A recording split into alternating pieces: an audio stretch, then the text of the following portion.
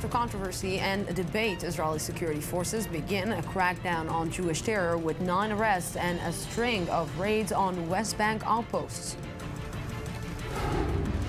On the heels of protests against corruption, the Iraqi government passes sweeping reforms, including scrapping top government posts and privileges. And 1 year after the death of unarmed black teen Michael Brown, demonstrators returned to the streets of Ferguson to honor his memory and remind Americans the problem isn't solved.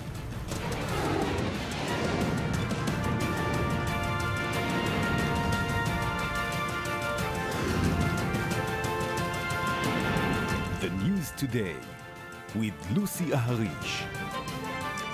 Good evening and welcome to the News Today. In the wake of 2 deadly attacks perpetrated by Jewish extremists over the last few weeks, one on the West Bank and another on the Jerusalem Gay Pride Parade, the debate over Jewish terror has stepped up in Israel, and a crackdown has as well. The Israeli Internal Security Service, the Shin Bet, and Israeli police carried out a sweep of arrests and raids this morning on settlement outposts.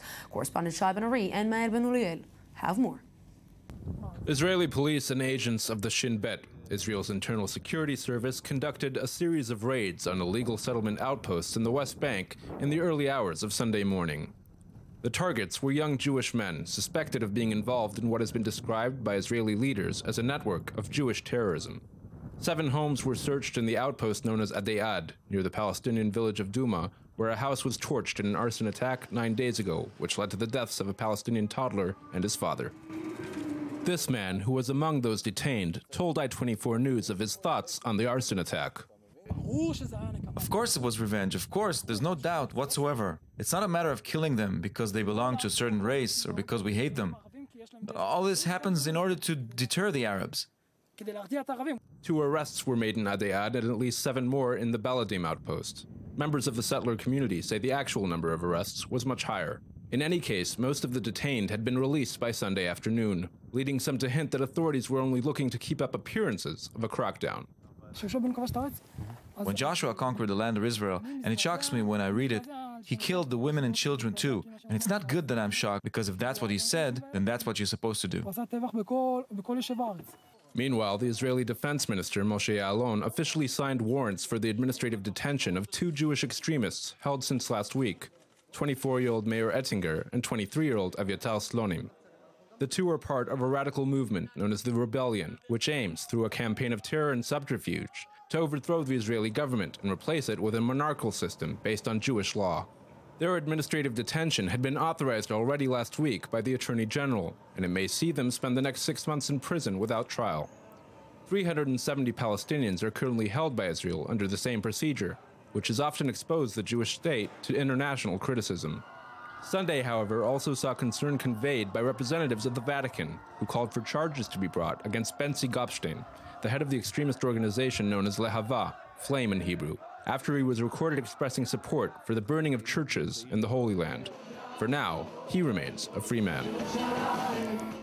Yes, a free man and an illegal man. With me to understand how come is defense and government analyst for Haaretz daily newspaper, Amir Oren. Good evening. Lucy, good evening. You know, we're talking a lot in the last few days in the Israeli society and in Israeli media about administrative detention, and it came out to the media, it came out to the headlines only because a Jewish man was arrested. But for years, administrative detentions was part of the Israeli, let's say, security law against Palestinians, and no one actually talked about it. And now people are saying that this is not democratic. This cannot happen in a democratic country. Well, people have been talking about it, human rights associations, lawyers, and the like. But usually the practice, because the courts are exposed to what the government has against those detainees, usually what happens is that there is some evidence against them, but for security and intelligence reason, rather than expose methods and agents, they are not brought to trial, so after a few months they are released. What happens now with the Jewish terrorists, the suspects, is that we have the so-called revolving door, which we found first 20 years ago with the Palestinians, when Yasser Arafat used to detain Hamas or Palestinian Islamic Jihad, suspected terrorists, and a few months later they were back on the streets. Israel is doing the same thing now to Jewish suspects because it cannot bring them to trial. You know, I'm trying to see the current situation, and I'm asking myself if we are talking about a democratic country, if we are talking about values, should administrative detention be part of a democratic country, be part of the laws that we are trying to, let's say, pass, laws that we're trying to pass in order to get more information or in order to prevent terror? Ideally, no. It shouldn't be part of the criminal system of justice. However, democracy is in constant war, in permanent war. Even the United States have a system whereby for the last 6 years or so, civilians can be detained administratively in military courts if they are suspected of committing or planning mass casualty crimes against society. Society must be able to protect itself. But here, it seems like a desperate move. It's not a crackdown, it's a crack up. People laugh at it because Israel woke up this morning to news of raids, of a wave of arrests in the hills. Yeah, these are the same notes that we're getting, or reports that we're getting each and every morning about the Palestinians. Well, if this is a wave, they surfed on this wave. These youngsters, one of whom you see here in the picture, it's not a serious effort. They are trying to cover up the fact that for a week now, 2 Palestinians have been brutally murdered in this horrific crime of arson, and as of now, there is apparently no lead. So the Shin Bet and its political master, Benjamin Netanyahu, have a lot to answer for. So let's join to this conversation. On the phone with us is Brigadier General in the Reserves, Ephraim Shamir, a former member of the Israel Security Cabinet. Good evening. Thank you very much for joining me. I'm sorry, Ephraim Eitam, I'm sorry. Okay. I'm sorry. Good evening. Good evening. So, General Eitam, let's try to, do you think that this law or this way of trying to collect information is something that should be happening in a democratic country? Generally not, but under these very specific circumstances when such horrific crimes and brutal murders are committed, the states should be considered as a democracy which defends law and order, because the consequences of failing to deal with that might be quite destructive for all the other components of law and order state. So under very specific circumstances, which this situation is part of it, yes, I think that everything should be done in order to find out who the people which are contaminated the moral standards of the Jewish people of the State of Israel and of a society which, you know, adapted this core of moral principles that we are part of. So the answer is yes. Mr. Eitam, you think that, you know, you're talking about morals and the way that a country should behave and should behave towards its citizens. And I'm asking you, should the same behavior be targeted towards Palestinian as targeted towards Jewish, or there should be a different law for Palestinians and different law for Israelis? Of course, as you know, there is a different legal situation in Judea and Samaria. The Israeli law was not implemented there, unfortunately. I think that many of those things which really are a result of a kind of legal vagueness and moral uncertainty that could have been avoided if Israel would have ended that saga by implementing the Israeli law and annex Judea and Samaria, and everyone who is living within the boundaries of Israel from the river to the sea would have had the same legal standards to be treated through. Mr. Eitam, I want to ask you something, and maybe more of a personal question. You know these youth. You know the arena. You know the Judea and Samaria. You know the people who are living there. You know the people who are educating the rabbis.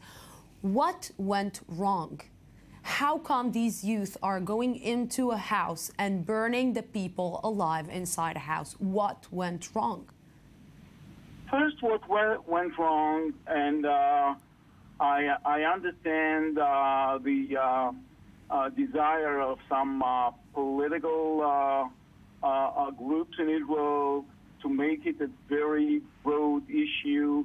What went wrong first is those very specific individuals who cross all the lines of low Torah, moral, human basic standards. That's what went wrong, and unfortunately, things are going wrong by individuals in America, in this country. They might be religious, they might be secular. Some individuals are crossing the lines and committing horrible crimes, and that's first. Without all this political debate and dispute, which is ongoing as far as the future of Judea and Samaria, that should be treated and dealt as a crime and a crime and a crime. That's what went wrong. And what is even more wrong is that those people have not yet been caught.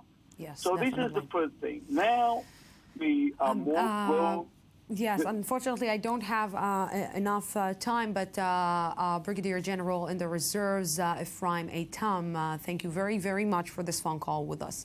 One last sentence, yes. We are taking an abnormal situation and trying to deal with it as if it is normal.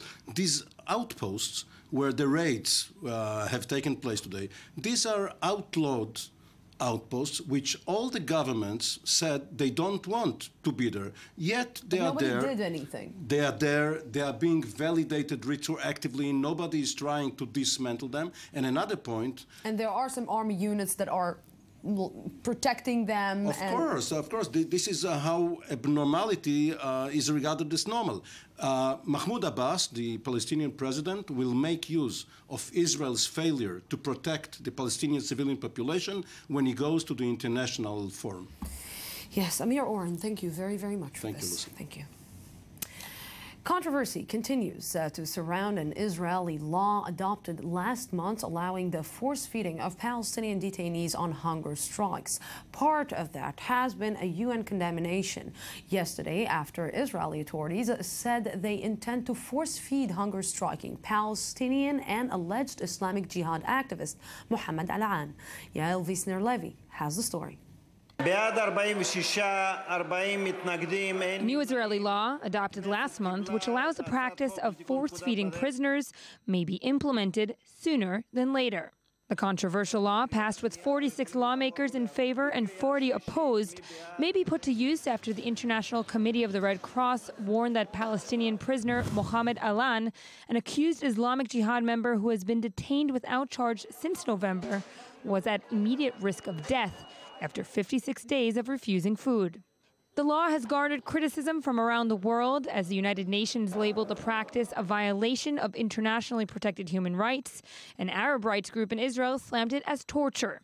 The Israeli Medical Association has also consistently argued that the measure contradicts medical ethics and said they would advise doctors not to abide by the legislation.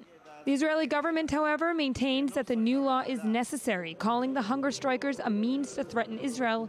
And should these prisoners die in prison, they would spark unrest on the Palestinian street. The alternative is, of course, to release this prisoner or let him starve to death. Both these alternatives are unacceptable, in my opinion. Last month, Israel freed Islamic Jihad member Khader Adnan after a 56-day hunger strike that brought him near death, a move that was celebrated throughout the West Bank and hailed as a Palestinian victory. They say that the prolonged hunger strikes by Palestinian prisoners are a means of protesting administrative detention or detention without trial. I think this is a Palestinian victory. This is an Israeli bankruptcy in dealing with the situation of the Palestinian hunger striker prisoner. We, as Palestinians, need to raise our voice and tell the world that the occupation is lying, saying that Israel is one of the democratic countries and a wall between the East and the West. They are nothing but racists. Alan has now been placed in intensive hospital care as his body became unable to absorb drinking water, and prison authorities allowed his mother to visit in the hope that she could persuade him to stop his fast. But with more than 100 prisoners joining Alan's hunger strike over the last 2 days, Israeli authorities are considering implementing the force-feeding measure, which would mark the first instance of the divisive practice in Israel. We're still here in Israel. Swedish national has been charged with serving as an intelligence source to Hezbollah. 55-year-old Hassan Khalil Hizran was arrested at Israel's Ben Gurion International Airport on July 21st on his way into the country. Swedish authorities were alerted to his arrest. According to the indictment, he joined Hezbollah in 2009 and was tasked with recruiting Israeli Arab assets with social ties to Israeli government, army officials, and citizens, and collecting information on military bases and installments. And with me right now on the phone is from Haifa, Israel, is Leat Semel, lawyer of the suspected Hassan Khalil Hizran. Good evening. Thank you very much for joining me. Good evening. Hello. Yeah, I represent him on behalf of the public defense. Mrs. Semel, just yes. What has your let's say Hassan Khalil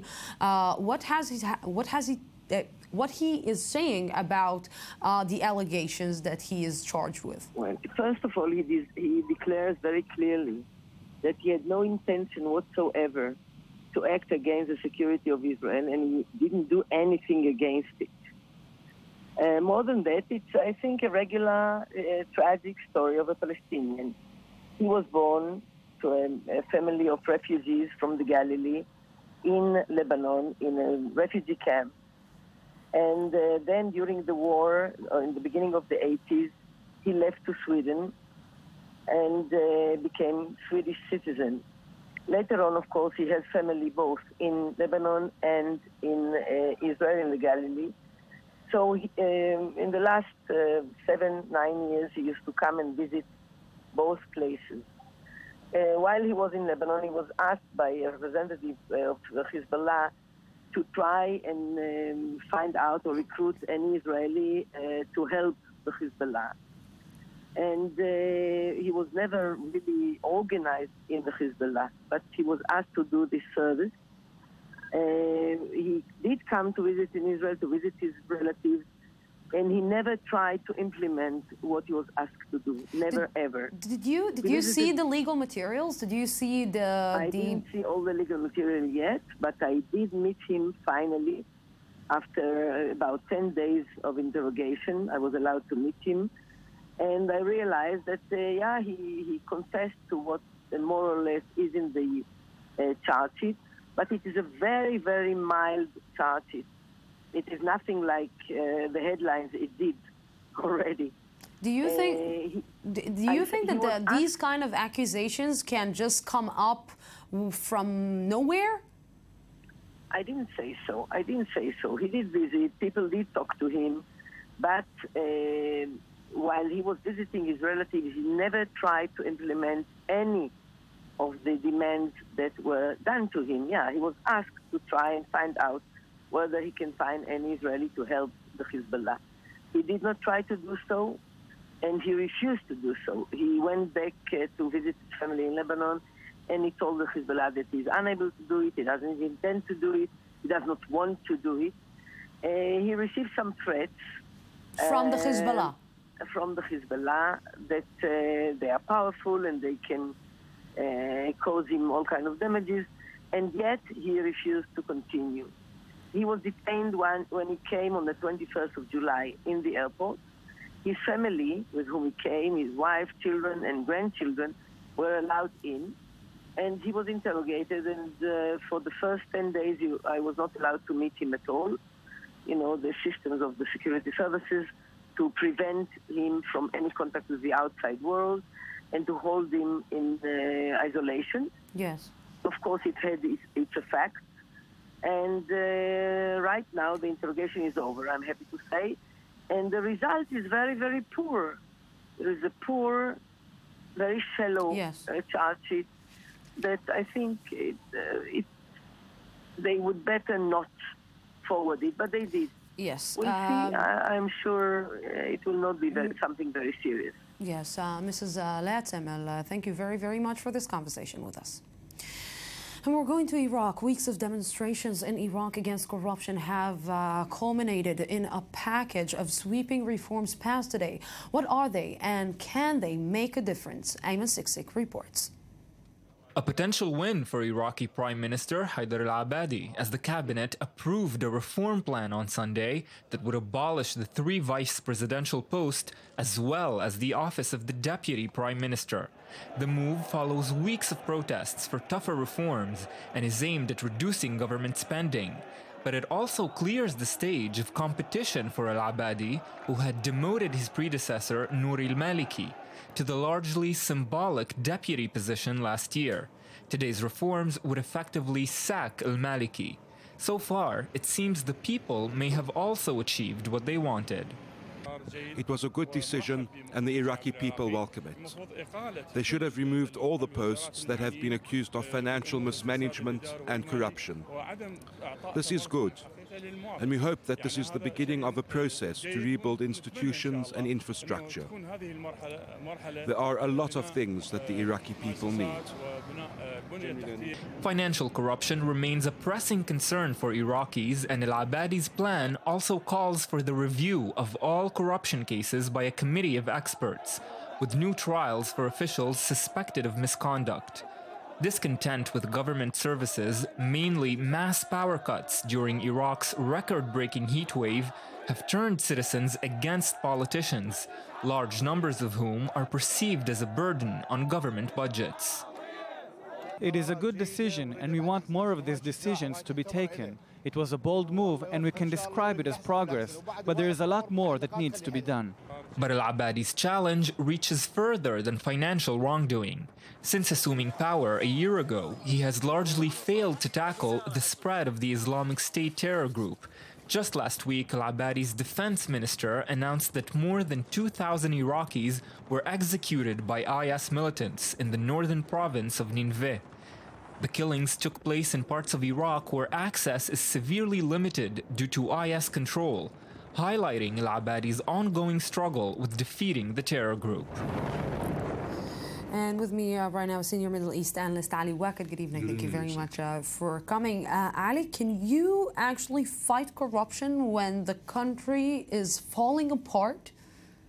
I think that you can fight corruption, Lucy. When you see all these irrelevant posts in the government, 3 deputy presidents and a number of deputy prime ministers, and a distribution of the resources of the state upon sectarian and partisan understandings, you understand that there are many funds that you could save if you would have choose to work in a very strict, democratic, and honest way. And this is what Abadi decided to do. By the way, we are here enthusiastic to see this package of anti-corruption deal, but yet this is to be approved by the Iraqi parliament, where Nouri al-Maliki, that was instituted in this plan of today, has still big influence in the Iraqi parliament and among the Dawa Shiite majority party. So we're not yet sure that this plan will be approved by the Iraqi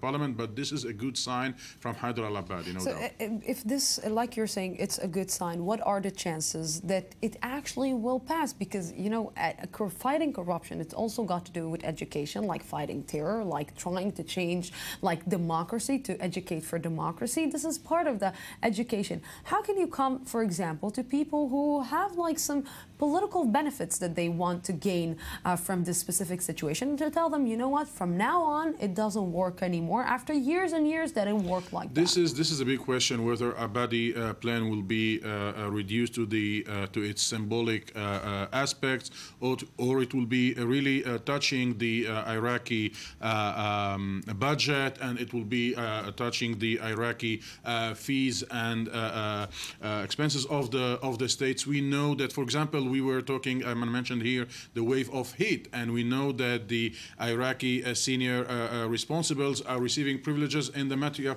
of heating and air conditioning in this period of time, their houses and their apartments and their bureaus, where the average Iraqi was suffering of cuts of power in this very terrible heat wave that hit Iraq. And it is challenging to see whether the Iraqi responsibles will fight for the privileges and dare to go against the discontent of the Iraqi public and the protest of the Iraqi public. We know that most of those who were in the streets are the Shiite community, and we know that the Iraqi government needs the support of the Shiite community, and we know that most of the opposition is accusing the government not only in being sectarian, but in being corrupted also. You know, when people are going like that out on the streets, when people are actually demonstrating like that, men and women together, for their rights, I think that this is maybe the image that the United States wanted to see when they went out of Iraq. What is happening to the Iraqi society nowadays between a war and the will for a democracy? I will hesitate to go into defining what is happening, maybe the beginning of an Iraqi Spring in Iraq.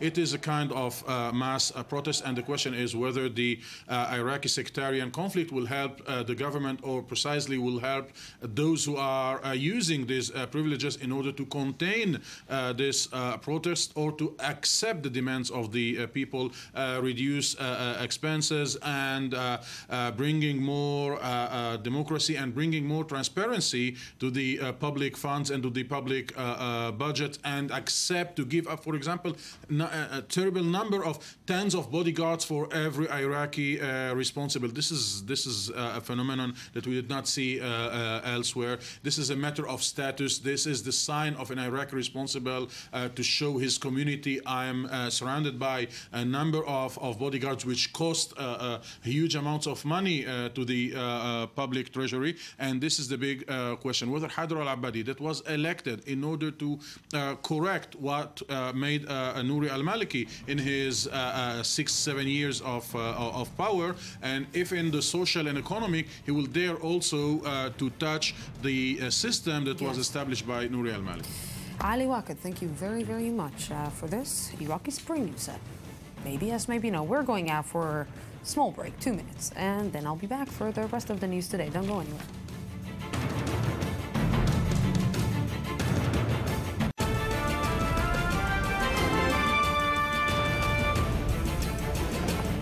Controversy and debate, Israeli security forces begin a crackdown on Jewish terror with 9 arrests and a string of raids on West Bank outposts.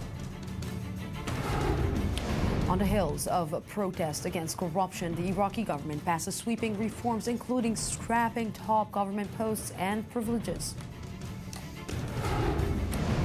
And 1 year after the death of unarmed black teen Michael Brown, demonstrators returned to the streets of Ferguson to honor his memory and remind Americans the problem isn't solved.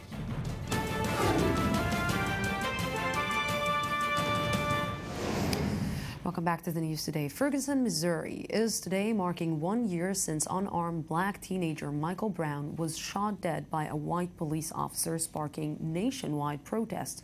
Over the past year, the case has become symbolic for police brutality towards African Americans. And as Mohammed Al-Qasim explains, Brown's death was far from being the last of its kind. 1 year ago, racial tension reached a boiling point in the United States. Early afternoon on August 9th, Michael Brown, an unarmed black teen, was repeatedly shot by a white police officer in Ferguson, Missouri. What followed was weeks of violent protests. Baltimore, New York City, and Ferguson, to name just a few. deadly police force fueled already tense relations between white police officers and the African-American community.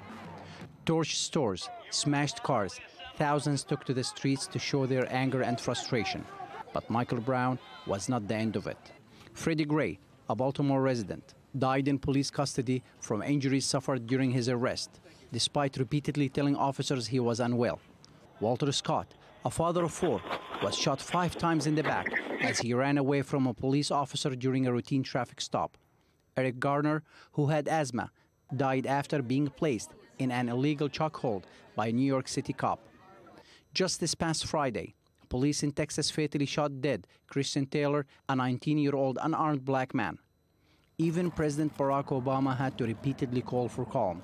The first black American president made clear racial inequality in America still exists. You all know the numbers. By almost every measure, the life chances of the average young man of color is worse than his peers. This year alone, according to the Washington Post, 24 unarmed black men have been shot and killed by police, 1 every 9 days. One startling statistic comes from a single 2-week period in April, where 3 unarmed black men were shot and killed. Calm has returned to the streets of Ferguson, but mistrust toward the police remains. Some locals blame it on a lack of dialogue and understanding. Get to know each other, because if I at least know something about you, have some history of you, or have some type of acquaintance with you, I would treat you differently. 1 year later, Michael Brown Sr. says it's his job to keep the memory of his son alive, hoping some good can come out of his son's death. I have to keep pushing forward, you know, and these are my duties, is keeping my son's life, you know, still around, you know, so doing positive things and helping out with families, youth, whatever I can do to empower us as people. That's my mission. In a sign of change and maybe hope, Ferguson recently appointed an African-American police chief who pledged to instill the force with the respect, cultural awareness, and the professionalism this community deserves. But for African-Americans, it may take a lot more to feel safe, even in 2015. Yes, and with me right now here in the studio is I-24 News correspondent and analyst Mohammed Al-Qasim. Good evening. Thank you very much for joining me. You know, it's just trust is the key word, and it seems that the trust between black and white in the United States just is disappearing. Especially between black people and white police officers. The numbers that we learned about today, they're just unbelievable. So far, through Friday, we had 585 deaths by police officers in the U.S. Most of those deaths were whites and Hispanics. So we think 24 unarmed black men died on the hands of police officers. That's nothing. Well, probably. But most of those white and Hispanics who were killed by police officers, they had weapons. They were armed. Unlike the 24 unarmed black men who did not have, they were unarmed. They had nothing on them, no guns, no knives, nothing. That means out of the 60 unarmed people who were shot and killed by police officers in the U.S., 40% of those were blacks, 24 of them. You know, I'm trying, it's unbelievable what you're saying here, because it seems that a black and an African-American in the United States, the minute that he is stopped by police, he is suspected no matter what he did. Well, there is this thing called stopped while black or driving while black.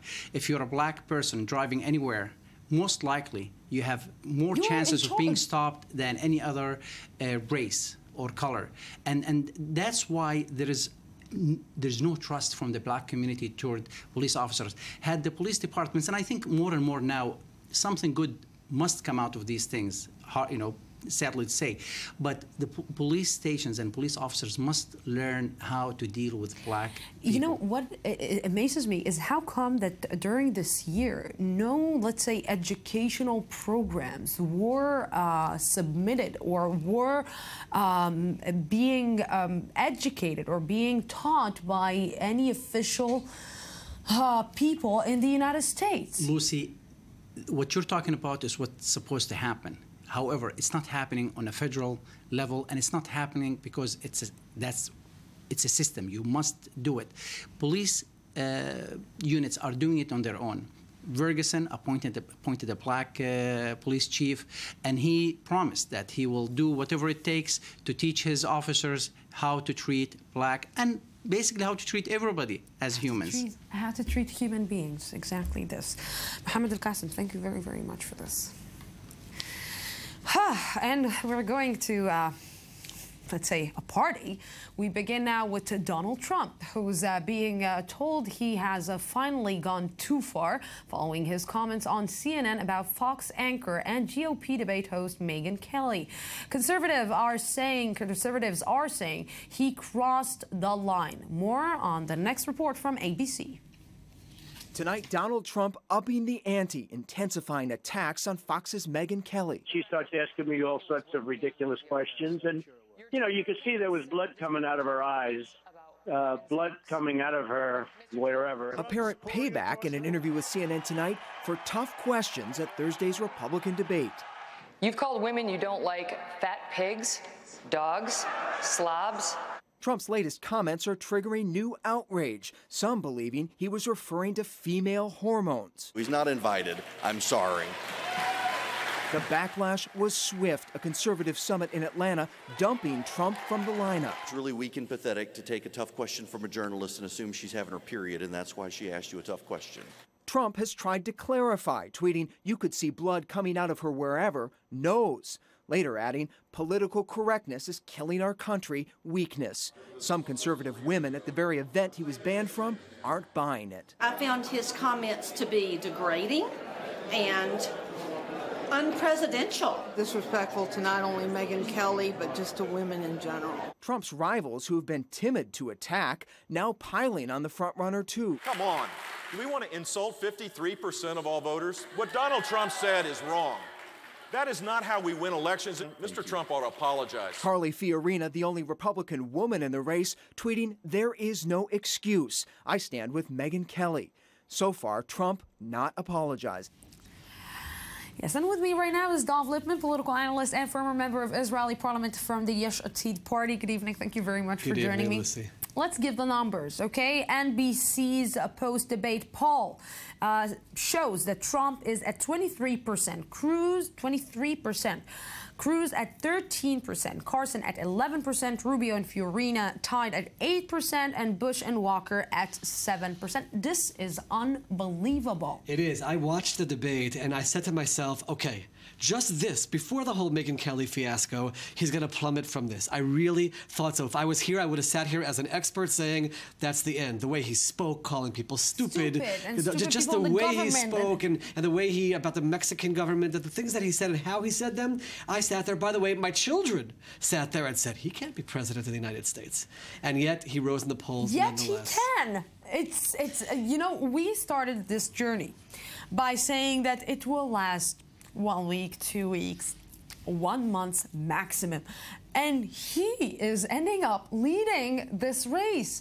And I'm asking, what? Is it maybe the lack of looking at you in the eyes coming from the Republican Party for not doing that for all these years, and suddenly somebody's coming and saying, you know what, I'm coming to you and I'm talking to you face to face. In the debate, some other candidates said that. They said Donald is doing well because he's touched a core. People like the straight talk. However, I'm going to go on the record again and say, with the expert analysis, this has to be it. This has to be it. The line that was crossed here, the degree of depravity. You can't be presidential and speak this way, and I'll be shocked. I'll be shocked if we sit here a few nights from now and we see polls which don't show him dropping. I'll say one other thing. I'm very happy that in that poll you do see that other people rose, because those people who rose, like Carly Fiorina, who was in the earlier debate, and Ben Carson and Marco Rubio, they spoke so well in the debate, which shows there actually is a crowd of people who are listening to what's being said and not just the circus. And correct me if I'm wrong, it was Marco Rubio who said that he is not going to play the game. He is not going to smash him back because this is actually hurting his campaign because his entire campaign is surrounding Donald Trump? Correct. In the last 24 hours, almost all the candidates have come out, called for apologies, slamming him. And Marco Rubio, again, the same way he was presidential in the debate, he said, I am not going to comment anymore. I have issues to talk about. We have a country to run, a country from his perspective to save, and he's not going to lower himself to that. The big question is going to be the polls after this. If I'll tell you this, Lucy, if after this fiasco, the polls continue to show him rising, I don't understand it. And at that point, I'll say he could say whatever he wants, and he'll be there. One other thing, he feels so emboldened, even if he doesn't get the nomination, he'll run by himself. You know, it seems that the power of the media in this specific story is enormous. 24 million people were watching this debate, not because of Marco Rubio, not because of Jeb Bush. They were watching it because of Donald Trump. And the question is, how big of a player is the media in this specific case? Because it seems that the media is going to give him the presidency on a golden plate. Well, Marco Rubio himself said that. He said 24 million people watched not because of me, but because of Donald Trump. They wanted to have this circus. The question is, now that he's going so against the media and attacking the media and these comments against Megyn Kelly, but he made a comment about all the reporters, all political media, at a certain point, will they make a decision and say it's time to start covering the issues and not give him this platform? But this is a guy who is going to run as an independent, even if he seems that way. Yeah. He's so caught up right now in the attention, that's going to hurt the Republican side. They're in a real issue. And by the way, his own campaign. Let's remember, Roger Stone, who has been with him for 35 years, as his longtime confident advisor, said, no mas, that's it, I'm done. I can't do this anymore. I can't be part of this effort any longer. Yes. Who else will fall away, and what will happen internally? That could play a role as well. Okay, tomorrow you're here and we will continue discussing this. I will talk about the other candidates. We will talk about the other candidates and not just Trump. For sure, we're going to talk about the other candidates. And we'll try not to talk and not speak about Trump. We will try. Dov Lipman, thank you very, very much. My pleasure, Lucy. Okay, a new report puts some numbers to the renewed conflict between Turkey and the outlawed Kurdistan Workers' Party, claiming nearly 400 members of the PKK have been killed in 2 weeks of Turkish airstrikes. Correspondent Shaiban Ari has the latest on the developing conflict. A complex network of interests and rivalries has erupted into violence recently along Turkey's borders with both Iraq and Syria. Turkish media reported Sunday that nearly 400 members of the PKK, the militant Kurdish organization which has fought against the Turkish government for decades, had been killed and hundreds more injured in Turkish airstrikes which took place over the last 2 weeks and targeted PKK positions in northern Iraq. The news comes as Kurdish protesters in southeastern Turkey continue to clash with security forces. 24 Turkish security personnel have been killed over the course of the last month in the violence, which has included PKK attacks. Selahattin Demirtas, the head of the pro-Kurdish HDP party that won an unprecedented 13% of the vote in last June's election, has himself called on the PKK to, quote, remove its finger from the trigger, while urging the government to renew peace talks. Meanwhile, Turkish Prime Minister Ahmet Davutoglu promised a probe of a video circulated on social media in which a policeman is heard insulting a group of construction workers who were forced to the ground and handcuffed during an anti-terror operation. The officer can be heard saying, "Whoever engages in treason will get what's coming to him. What has the state done to you?" Ankara's fight against the PKK is being waged parallel to its struggle against Islamic State jihadists. Turkey has begun to launch airstrikes against IS forces in Syria, but all sources are in agreement that most of the 100-plus strikes in recent weeks have targeted Kurdish positions. This reality has focused much international criticism on the policy led by President Recep Tayyip Erdogan's AK party. We don't want war between Turkey and the Kurds. That's why we're here. We want to shout loud so that all Europe and all the countries know that the AK party supports IS. Turkey is a key partner in the anti-IS coalition, but for now it appears the Turkish government is more concerned with other threats. Let's stay for a minute in Turkey. Other fight against IS. The United States is sending 6 F-16 warplanes to Turkey to aid in operations against Islamic State in Iraq and Syria. The announcement comes after a diplomat said on Friday that Turkey offered the U.S. additional access to air bases in the country's southeast following lengthy efforts by Washington to use the Muslim NATO members' bases. We're going to Singapore. Singapore celebrated its 50th Independence Day today with a parade depicting the city-state's history using a combination of entertainment and military performance. The island nation launched an extravagant celebration of its 50th anniversary, turning it from a small colonial post to a business hub.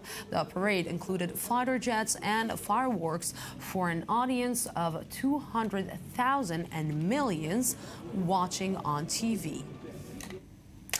And we're back here. I-24 News reporter Ori Shapira took a walk back to the biblical era in Tel Tzafit, where a new excavation shows that the mighty kingdom of David may not be as mighty as once was thought. An old saying goes that history is written by the victors, but when it comes to the biblical era, it's hard to say who the winner is.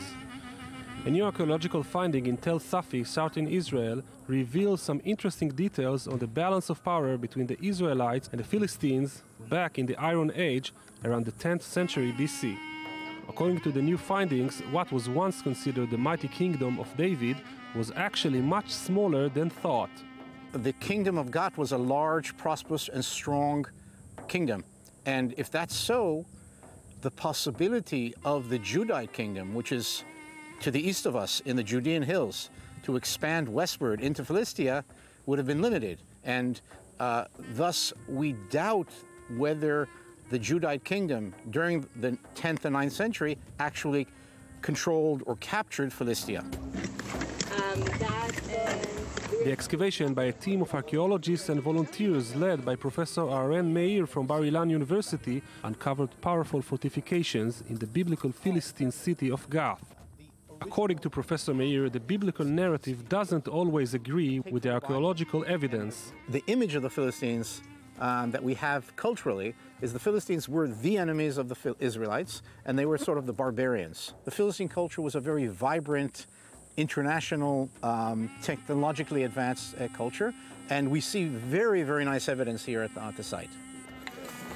Professor Meir and his crew are anxious to continue their excavations and to find the true picture of this area, hopefully without getting too much into the politics of archaeology and tradition. True, these findings can change our perspective on the biblical narrative, but tell it not in Gath, proclaim it not in the streets of Ashkelon, as the Bible said. And with me right now here in the studio is reporter Ori Shapira. Good evening. Thank you very much for joining me. I feel not to get into politics. We will get into that just in a short while. Right. But I want to take you to a story that we all know, but actually it might not be as our parents used to tell it to us. Well, Professor Meir also mentioned differences between the archaeological finds and the biblical stories. As example, we gave the story of the great battle between David and Goliath. For those who don't know, that was the first test for David before he became a king, and Goliath is mentioned as a huge character, as a giant. And actually, Professor Meir says that they didn't find any evidence of people who were giants in the Philistines. You know, it's amazing because this same story in the Muslim tradition, people are saying and telling that the gates in the old city of Jerusalem are that high because some of the great fighters were getting in and they needed to put their head down in order to get into the gate, which, you know, this puts another perspective on it. You know, I think, Lucy, this story resembles the Jewish narrative, the narrative of the underdog, the people who were small and less strength, and they defeated their enemies with their minds.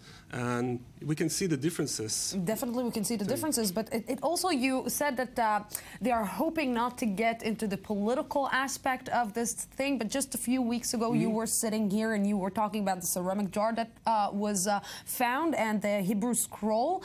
And the politicians were like, some politicians in the Israeli media were like out loud with like, this is the fact that the Jewish people was living here for a long, long, long time ago. But as we're seeing, maybe this puts, let's say, a doubt. The story about the ancient scroll found in the Dead Sea, the scrolls of the Dead Sea, Minister of Culture Miri Regev actually talked about it when they launched this exhibition. She said this is a resemble of how the Jewish people are connected to the land of Israel. So I guess it's a political game, and politicians like to use archaeological finds. Yeah, and sometimes as agenda. Yes, as an agenda, of agenda. course, and sometimes it helps them with this agenda, and sometimes the scientists are ruining their agenda. I think we shouldn't mix politics and archaeology. Yeah, but especially in this land, really, Uri, you think that we cannot mix archaeology and politics?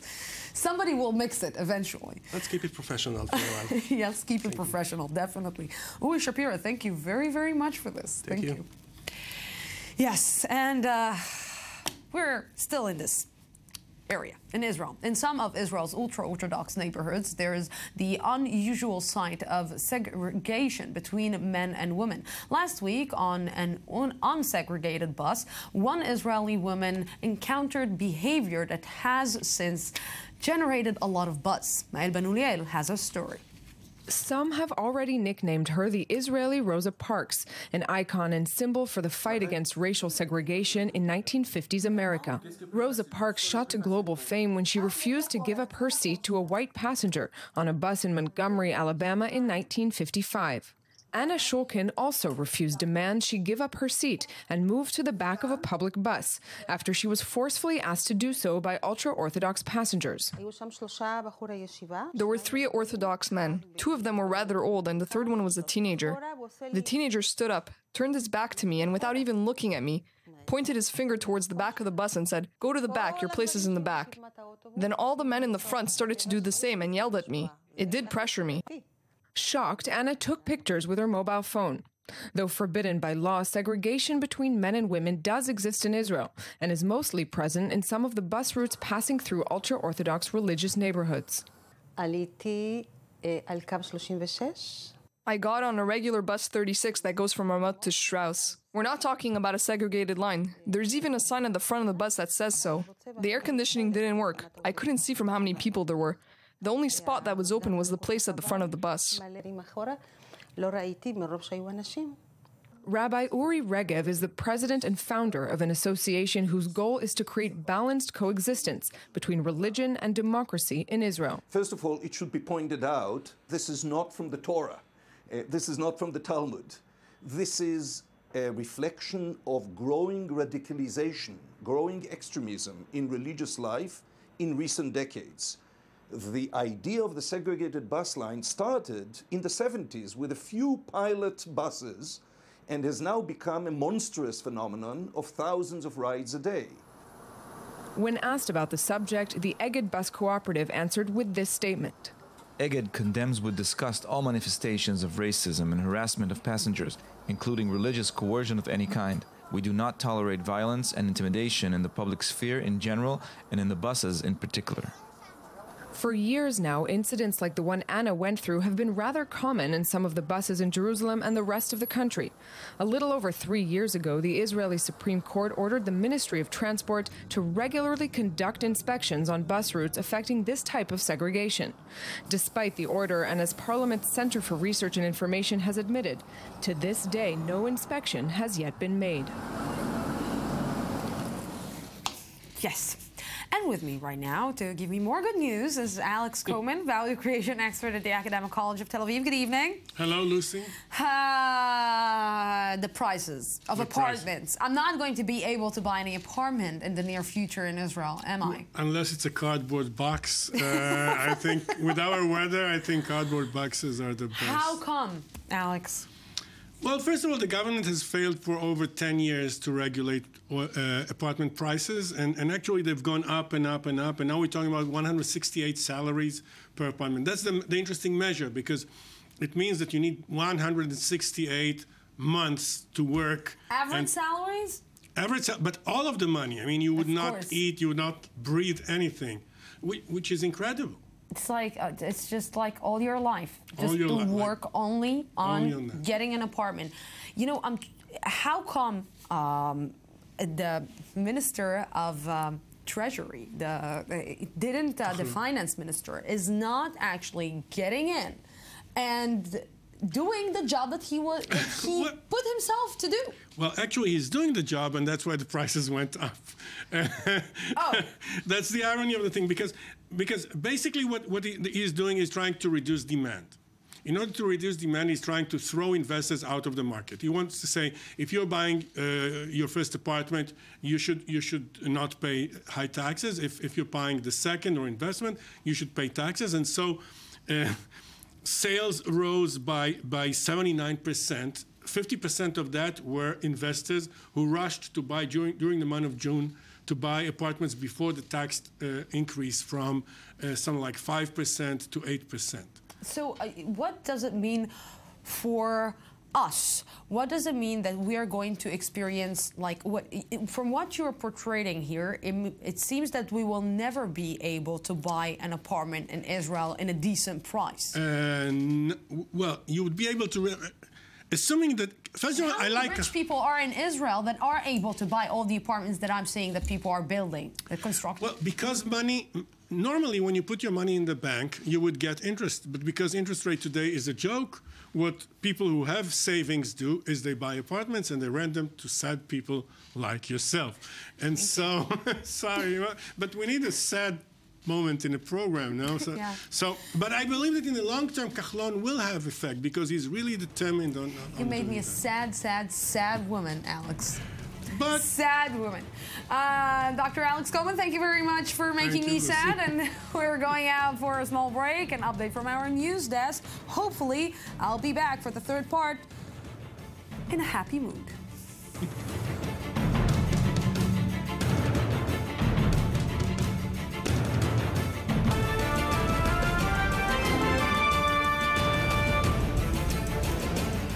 Welcome back to the news today. The narrative of Palestinian identity has seen many changes and even more leaders throughout the years. But across the past decade, one voice stands out, the voice of Mahmoud Darwish, widely recognized as the national Palestinian poet. But 7 years after his death on August 9, 2008, how has Palestinian narrative changed? And how has it changed Israeli reality? More from the next report from Ayman Siksik. It was an ending that even he could not have expressed in words. The Arab world's most prominent poet of modern times, Mahmoud Darwish, the man largely credited with giving Palestinians a voice in seeking national identity, died aged only 66 in Texas, thousands of miles away from the Palestinian village he longed to return to.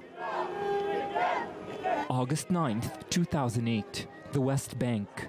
Thousands marched in the streets of Ramallah when news broke that Darwish passed away following heart surgery. Palestinian President Mahmoud Abbas, a close friend of the poet's, announced 3 days of national mourning in his honor. In 2012, the Mahmoud Darwish Museum in Ramallah was inaugurated, attracting scores of visitors. One of the main attractions, Darwish's identity card, issued by Israeli authorities. The writing in Hebrew, which includes the line, nationality, Arab, would become the premise to one of his most famous and enduring poems about Arab identity.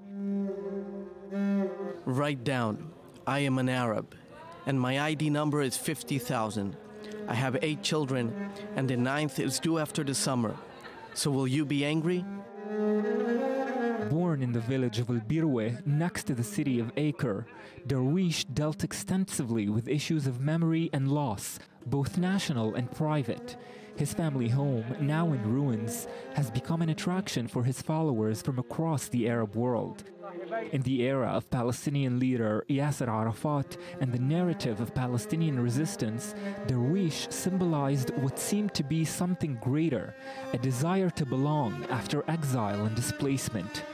On his last visit to Israel in 2007, Darwish famously criticized the ongoing battle between Fatah and Hamas, crying out against what he termed a suicide of the Palestinian factions. Less than a decade after his death, voices of longing seem less prevalent and voices of nationalism seem louder by contrast. But the man whose poetry swept through the world in over 20 languages is still recognized as the quintessential Palestinian poet. His tomb in Ramallah bears his famous line, "We have on this earth what makes life worth living," a silent reminder from the writer who gave voice to the voiceless. Yes, and with me to understand a little bit more about the Arab culture and where it disappeared, did it disappear in the Israeli society, correspondent and author Ayman Siksa, good evening. Good evening, Lucy. And also journalist, culture researcher, and director Eyal Bizawi. Good evening. Thank you very much for coming. I will start with you, Ayman. You know, I want to take you to the poet. Write down, "I'm an Arab." And we just were discussing this during your report, and it's amazing that he didn't write down, "I'm a Palestinian."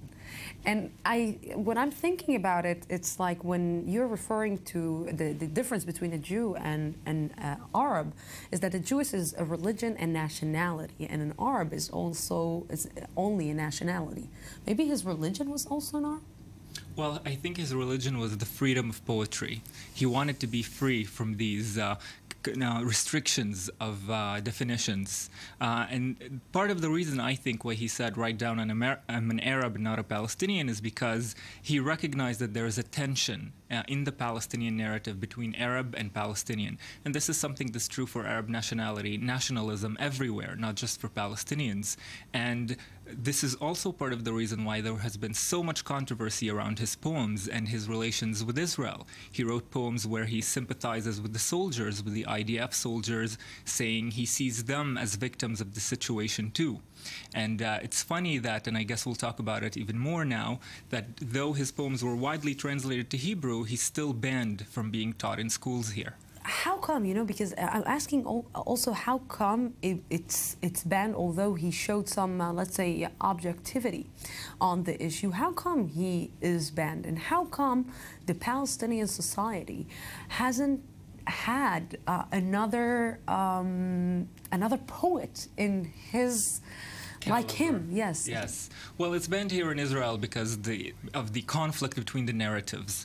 The narrative of the Nakba, which he deals with extensively, saying he was displaced from his village. This is explosive in Israeli context. Yes. We know there are laws in Israel forbidding the marking of the Nakba. Yes. So introducing poems that talk about that is still highly explosive for certain factions of the government. Why we haven't had another Mahmoud Darwish so far, I think that's a detriment to us and to our culture. And this is part of what we are struggling with to revive. And just in this subject, Eyal, you directed and you made a film about the Arab film. Yeah. The Arabic film that we all used to see every Friday in the afternoon, all the family would usually sit down together and watch it as like it's a family event. And it was a family event. It was a family event. And, you know, it's amazing that from this family event that it was so obvious that Arabic is in your house. We are reaching in 2005, in 2015, to a point where Arabic is the language of an enemy, as a language that you are scared from. It was, even then, it was the language, I mean, for the Jewish community in Israel, it was even then the language of the enemy, but not as today.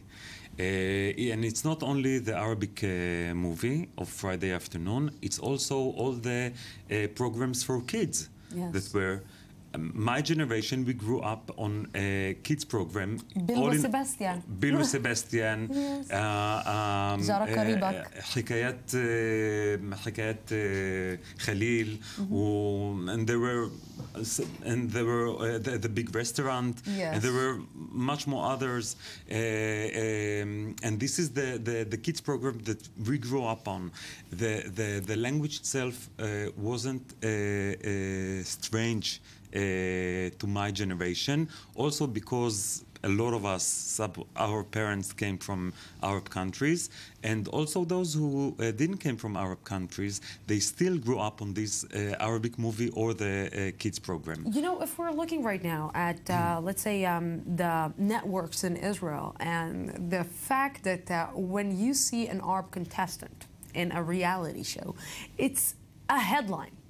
The first Arab that wins the reality ta-ta-ta. The first Arab that is going to do this and this. The first Arab beauty queen. The first Arab. How come it's not the first? It's never been the first. We were always here, but it seems that people forgot. 20% of the society forgot the second official language in Israel. And it's not only that. It's also the fact that you cannot be. You want to be a singer. If you're an Arab, you're not a singer. You're an Arab singer. Yes. You want to be a model, you're not just a model. You're an Arab model. I mean, it has to come with your nationality. So you are an Arab otter? Well, fortunately and unfortunately, there are pros and cons to this situation, and we have to recognize that. But I think part of the reason why we're in this situation is because there's been a process of delegitimization of Arabs and Arabic, the Arabic language. It's being deleted off street signs. It's not being taught in schools anymore. It's not the same as like it was 20 years ago or 15 years ago when we used to watch these movies with our parents. So now Arabs have become something that you look to through a peephole and to get a glimpse at the other, at something else. Yeah, you have good salads, you have good hummus, you have good maklouba, you have good food, basically. We have only good food. Yes. But it came with a demonization of the Arab at the same time. I mean, yes, you have some very nice dishes that we really like, and that's why we will make you our best friends, but it stops there. It stops there, yeah. It's like you cannot be a poet, you cannot be an author, and if you are a doctor or a poet or an author, it's like, really? Because then you become the enemy. Because then you start writing and directing films about the subject that we're most afraid of. Oh, that throws us right back to Mahmoud Darwish. I think, you know, he achieved so much fame and so many prizes in the 70s and 60s. If he were starting out today, I don't think he would win all this acclaim. This is a man who said nothing justifies terrorism.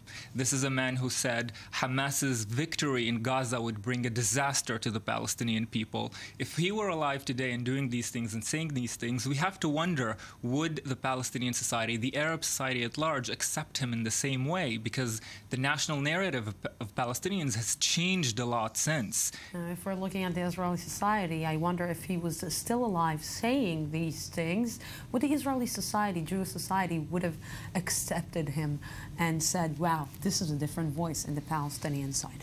But I guess we will never know. Unfortunately, I don't think so. Gentlemen, thank you very, very much for this very interesting conversation. Thank you very much.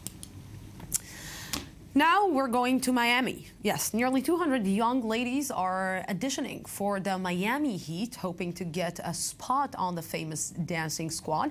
But there's one male dancer who's stealing the show. He is the only guy competing for a spot, and already his moves are creating buzz across the social media. ABC has more. He slayed at this year's Miami Heat dancer tryouts. Yes, he, Keith Wilson, the 28-year-old dancer who is going beyond social stereotypes and breaking barriers through his talent. Why audition for the Miami Heat dance team? Dance, and that's it. It has no gender, it has no sexuality, it's just dance, it's an art. His show-stopping performance at this year's predominantly female audition has been making its rounds through social media. When you look at the video, I mean, do you even remember what you did? I don't even remember half of these movements. But this isn't the first time Wilson has tried out for the Miami Heat dance team. Back in 2012, he made his debut on the court, not knowing what to expect, but hoping for the best. The Heat is actually one of those organizations that's open to anything. And so I'm pretty sure one day it happens. His artistry speaks louder than his words, as his passion shines through in every step. But he wants every dancer to hear his message and push on to greatness. And I have someone who has just exactly the same moves, Jonathan Regem. How many times have you seen me speechless? A lot. Yes, yes, yes. You have these moves. Of course I do. You're talking here in the newsroom, you're doing this and that. All the time. I'm such a dancer. I should be a cheerleader. Of course. Hey, fans, yay. Okay. Some other time. Some other time, yes. Some other time. Okay, let's talk El Loco, if we're locos. Yes, So, yeah, speaking of Marcelo Bielsa, the Argentine football manager, he's known as El Loco for his managerial techniques, we'd say. So this is the image from yesterday. He is the manager of Marseille. They had a very good season last year, finished 4th. He came in after the first game of the season in Marseille. He said, basically, I told the team I'm quitting, and he left. Okay. Yes. There is an explanation. He met with the board on Wednesday and they wanted to change some aspects of his contract, but that's what he did. They lost the game. He said, I just told the board I'm quitting. And he left. Loco. Loco. Now, he is... People are saying he may be the next manager of Mexico because they also fired their manager, but he gave them a list of things that he wants, conditions that will cost them millions and millions of dollars, and... Maybe he already got the offer. Maybe. He's a very good manager. He led Argentina to a gold medal in Athens, led Chile to the World Cup. He has been successful. Loco indeed. Absolutely. Loco indeed. So let's go to China. On to China. They are becoming a major sports hub. They have just won, as we've seen, the right to host the 2019 basketball World Cup. There we're seeing Yao Ming, of course, very famous player. He played for the Houston Rockets. But other than Yao Ming, which is far taller than anyone else over there, China does not have a lot of basketball dynasty or legacy. They have a very good league. There's a lot of money there, and good foreign players are coming. But China, as we said, yes, where is his head? It's a really one tall Chinese guy. Yes, Yao Ming is a very tall guy. They, as we said last week, they won the right to host the Winter Olympics in 2022. They're hosting the Athletics World Championship at the end of next month. A lot of things coming China's way. Bicycle races, you have 45 seconds. So usually we think that bicycle races, they involve athletes and high-tech bikes. Well, look at this. This is a race in France from Paris to Avignon, a 700-kilometer race, which basically reenacts a race that was run 150 years ago. And that's how the people will ride for 700 kilometers from Paris down to Avignon. Mr. Postman, yes, when there was no emails, Mr. Postman, the carpenter. Mr. Postman. Started by dancing, ended singing. Then I do the news. Who would? No, it wasn't Mr. Postman. I sang a different song. It was. Never mind. Never mind. It's because of the dancing from before. The most important thing is that you can dance like the guy that we saw on Miami Heat. Jonathan Regev, thank you very much. You're just going to present the news just right after. Stay with Jonathan Regev. We're going out tomorrow. We'll be here at the same time, same place from the Jaffa Port, Israel. Have a great night.